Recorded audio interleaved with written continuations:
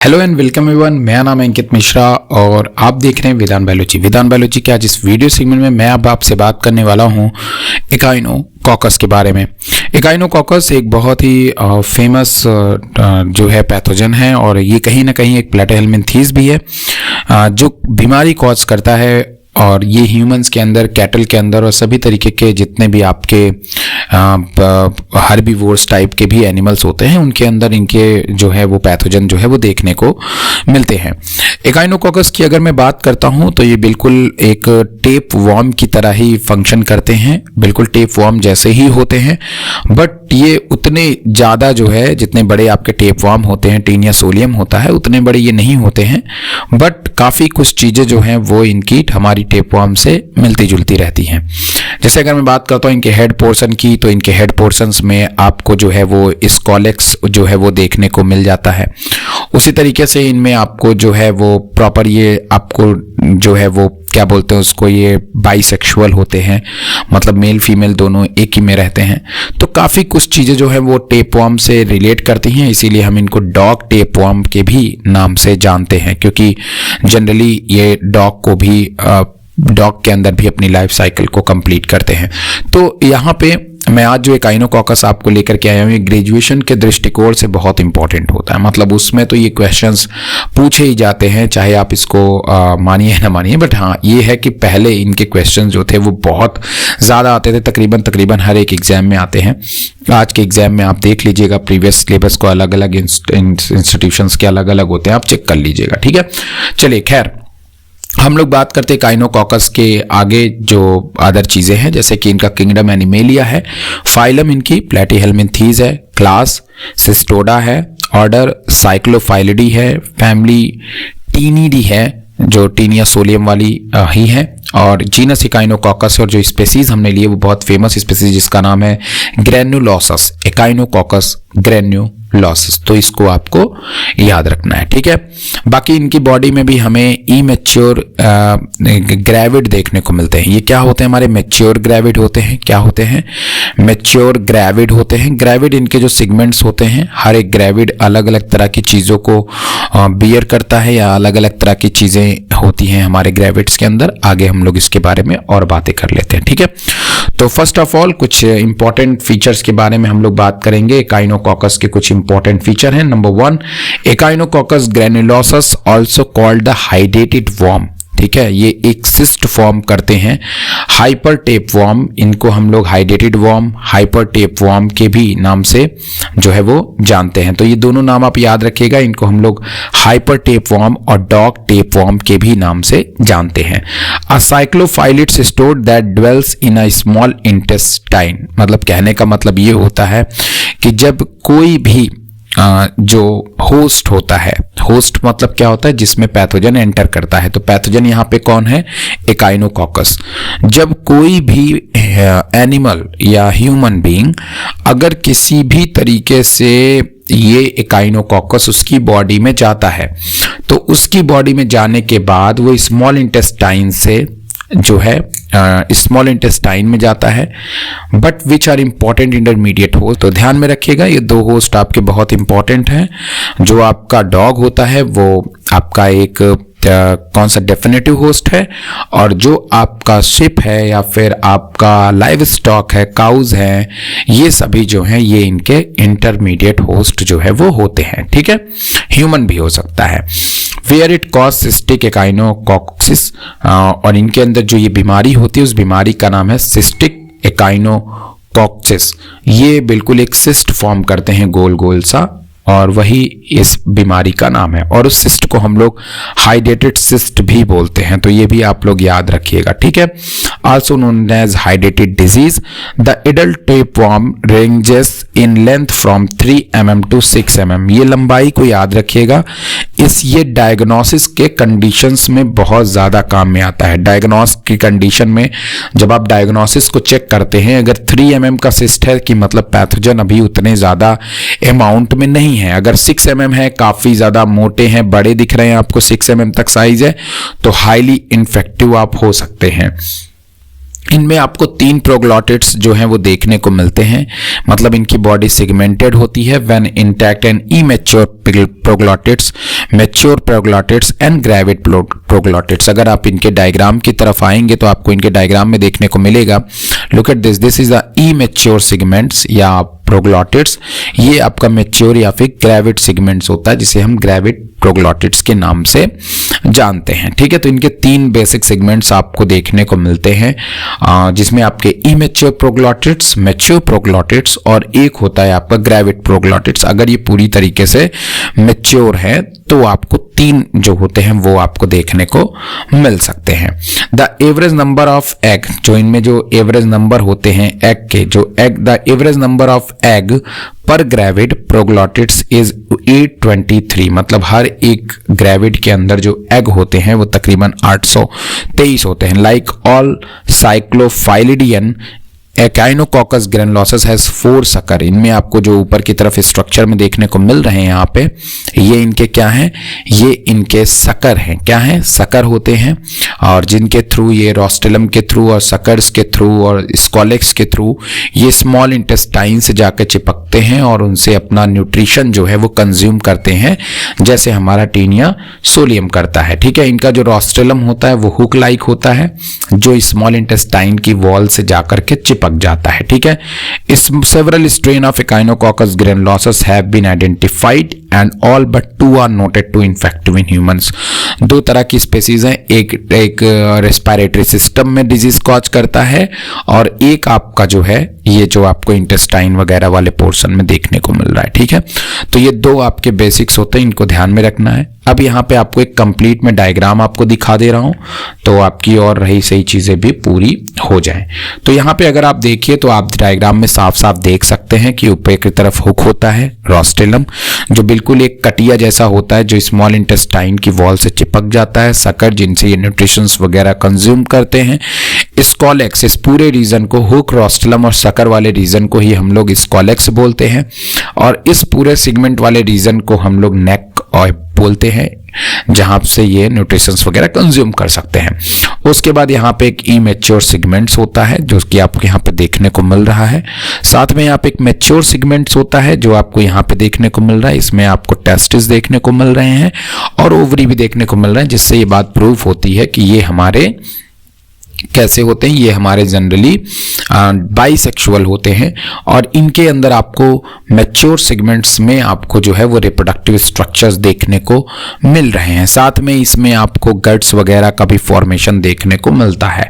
वहीं पे अगर मैं बात करता हूँ ग्रेविड सेगमेंट की, तो यहाँ पे यूट्रस होता है, जहाँ पे बहुत सारे एग और जाइगोट मौजूद होते हैं, मतलब मेन डेवलपमेंट आपका यहीं पे होता है जाइगोट वाले रीजन में, ठीक है। तो ये बेसिकली आप समझ गए कि यहाँ से ये फर्टिलाइज करेंगे और इस तरीके से ये एग बनाएंगे और इसको प्रोड्यूस करेंगे या जाइगोट को प्रोड्यूस करेंगे। अगर मैं बात करता हूँ इनके लाइफ साइकिल के स्टेजेस की, तो ये पहले दिन है, जब ये पहले दिन बनना शुरू करते हैं तो उनकी लंबाई चौड़ाई आप देख लीजिए। पहले स्कॉलेक्स वाला पोर्शन बनता है 11 से 14 दिनों तक, फिर उसके बाद इनका प्राइमरी जो वाला सेगमेंट आता है वो आना शुरू होता है 14 से 17 दिनों तक में, ये बन के तैयार हो जाते हैं। 20 से 28 दिनों में ये पूरी तरीके से जो सेगमेंट्स होता है ये मैच्योर वाला वो मैच्योर हो जाता है, और फिर उसके अंदर आपके कैरेक्टर्स वगैरह बनने शुरू हो जाते हैं, रिप्रोडक्टिव कैरेक्टर तकरीबन 20 से 28 दिनों में, और तकरीबन 37 से 45 दिनों तक में ये पूरी तरीके से मैच्योर हो करके तैयार हो जाते हैं, मतलब पूरा एक मैच्योर ग्रैनुलोसस बन जाते हैं, जो आपको यहाँ पे इस डायग्राम में देखने को मिल रहा है। तो बहुत इजी आप तरीके से देख सकते हैं, काफी स्ट्रक्चर्स आपको इजीली देखने को मिल रहा होगा। तो ये आपको एक एकाइनोकॉकस का पूरा स्ट्रक्चर है, इसको देख लीजिएगा, बना लीजिएगा, आपको समझ में आ जाएगा। अब आते हैं अपने नेक्स्ट डायग्राम की तरफ, अगले डायग्राम की तरफ यहाँ पे चलते हैं कि अगले डायग्राम में हमें क्या देखने को मिलता है, ठीक है।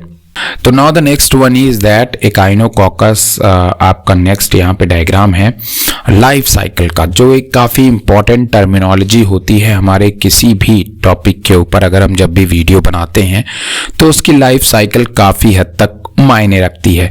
अगर आप यहाँ पे लाइफ साइकिल की तरफ नज़र डालेंगे तो यहाँ पे दो चीज़ें हैं। नंबर 1, यहाँ पे एक लाइफ साइकिल दिखा रहा है डिजीज साइकिल के रूप में, मतलब कि कौन कौन सी स्टेज इस डॉग के अंदर आपको देखने को मिल रही है और दूसरी कौन कौन सी स्टेज जो है वो आपको देखने को मिल रही है इस इंटरमीडिएट होस्ट में।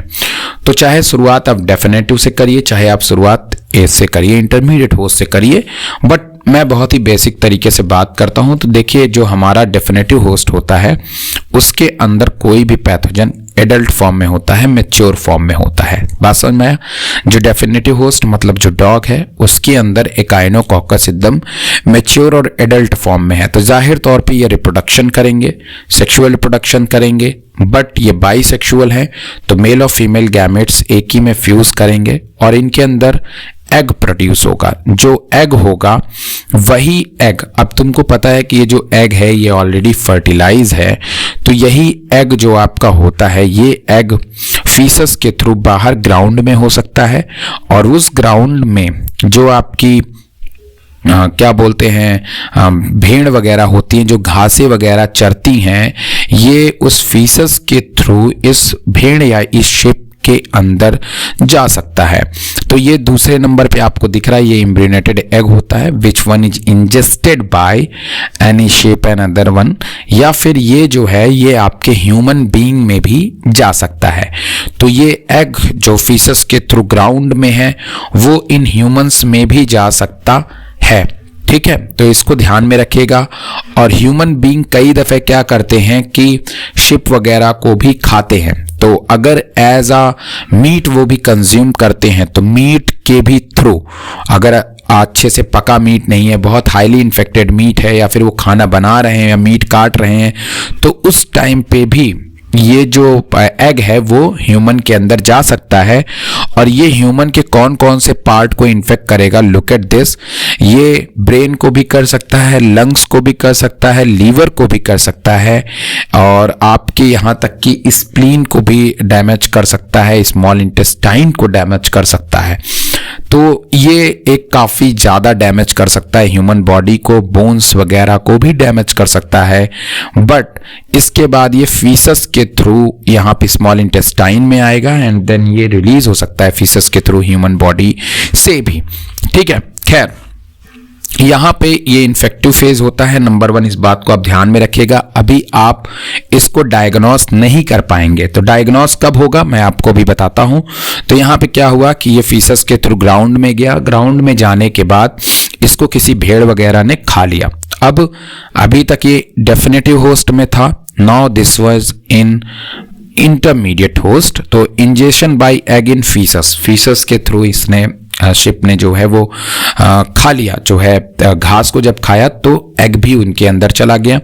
फिर वो एग जो है धीरे धीरे हैच हुआ, मतलब ब्रेक हुआ, और ब्रेक होने के बाद ये ऑन्कोस्फेयर जो है वो इसके इंटेस्टाइन वॉल में जा करके पेनेट्रेट कर गया, मतलब उससे जुड़ गया या उसके अंदर चला गया।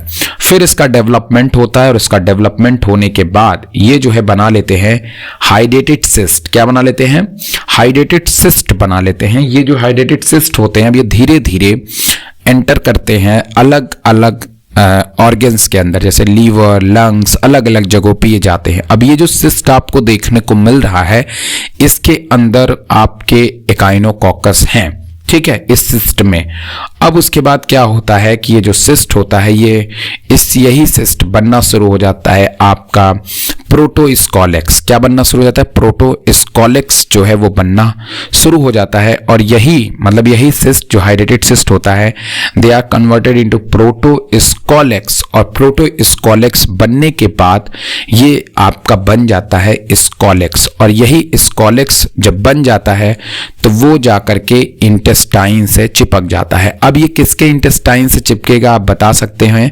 ये अब चिपकेगा आपके कुत्ते के इंटेस्टाइन से, क्योंकि जब इस शिप के अंदर ये हाइड्रेटेड सिस्ट होता है तो किसी कारणवश कुत्ता या फिर ह्यूमन बीइंग इस शिप को कंज्यूम करेगा। और जब ये इंजेक्शन बाय सिस्ट इन ऑर्गन, जैसे ये इस इस एनिमल को कंज्यूम करेगा, ये कुत्ता या किसी इन्फेक्टेड मरा हुआ शिप है उसको कंज्यूम करेगा, तो कुत्ते के अंदर भी वो सिस्ट जो है वो चला जाएगा। अब वो सिस्ट इस कुत्ते के अंदर प्रोटोस्कोलेक्स से में कन्वर्ट होगा और प्रोटोस्कोलेक्स के बाद उसमें कंप्लीट स्कोलेक्स बनेगा, तब ये कुत्ते के इंटेस्टाइन वॉल से जाके चिपक जाएगा। और जब ये कुत्ते के इंटेस्टाइन वॉल से जाके चिपकेगा तो फिर उसके अंदर एग बनेगा, फिर एग फीसस के थ्रू बाहर आएगा। तो ये एक तरीके की इनकी डिजीज साइकिल होती है, यही इनकी लाइफ साइकिल होती है।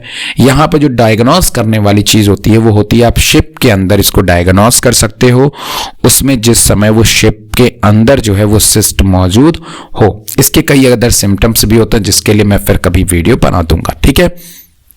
आइए कुछ कमेंट्स पढ़ लेते हैं, इसके अंदर क्या क्या चीजें आपको ध्यान में रखना है। Echinococcus granulosus required two host types, a definitive host and an intermediate host. The definitive host of this parasite are dog and the intermediate host are most common sheep, however cattle, horse, pig, goats and camels. तो भैया meet को खाते वक्त आप बड़े सावधान रहिए, उसमें Echinococcus granulosus हो सकता है, are also potential to intermediate host. Human can also be intermediate host for Echinococcus granulosus. अब देखिए यहाँ पे एक बहुत सुंदर सी लाइफ साइकिल है, आप इसको भी देख सकते हैं जो आपके काफ़ी ज़्यादा चीज़ों को कंफर्म कर देगी। बट उसके पहले यहाँ पे काफ़ी चीज़ें लिखी हुई हैं, इसको मैं एक बार पढ़े देता हूँ, आपको समझ में आती चलेंगी। Echinococcus granulosus is ingested and attached to the mucosa of the intestine in definitive host. Definitive host इनका कौन है? डॉग है। There are parasite will grow into adult stage, जहाँ पे वो एडल्ट में कन्वर्ट होते हैं। फिर Echinococcus granulosus रिलीज एग, वहां पर एग को रिलीज करते हैं जो इंटेस्टाइन से होते हुए ट्रांसपोर्ट होते हुए बॉडी के वाया बॉडी ये फीसस के थ्रू बाहर आते हैं। फिर उसके बाद जब उन बाहर से उनको घास में जब वो एग पड़े होते हैं तो उनको ग्रेजिंग करते वक्त, ग्रेजिंग मतलब चरते वक्त कोई भी कैटल, शेप, गोट कोई भी उनको अपने अंदर ले लेता है और अपने अंदर लेने के बाद फिर वो शिप वगैरह में अपने लाइफ साइकिल को कंप्लीट करना शुरू करते हैं। और जब कोई भी फ्रिक्वेंटली फीडिंग करता है इस मीट को, जैसे डॉग हो गया, ह्यूमन बीइंग हो गया, कंज्यूम करता है अगर इस मीट को, तो उसके अंदर फिर से ये बीमारी फैल जाएगी। तो इस तरीके से ये बीमारी चलती रहती है। उम्मीद है आपको लाइफ साइकिल से रिलेटेड ये वीडियो पसंद आया होगा। Echinococcus का ये वीडियो अगर आपको पसंद आया हो और अगर आपकी मदद हुई हो तो इस वीडियो को लाइक कर दीजिएगा और चैनल को सब्सक्राइब कर दीजिएगा, क्योंकि देखो ग्रेजुएशन से रिलेटेड वीडियो मैं जरूर बनाता रहता हूँ। और vedanbiology.in पे जाइए, ग्रेजुएशन का, इंटरमीडिएट का, क्लास 10th का, टीजीटी पीएचडी का, जिसका भी आपको वीडियो चाहिए वो मिल जाएगा। वहाँ पे आप जा करके उसको देख सकते हैं, वो बिल्कुल फ्री है, उसमें वीडियोस हैं, उसमें स्टडी मटेरियल्स भर भर के पड़े हुए हैं, बिल्कुल फ्री है, सब कुछ एकदम से आप ही के लिए है। तो जाइए, चैनल को सब्सक्राइब करिए और साइट का आनंद लीजिए। Thank you very much.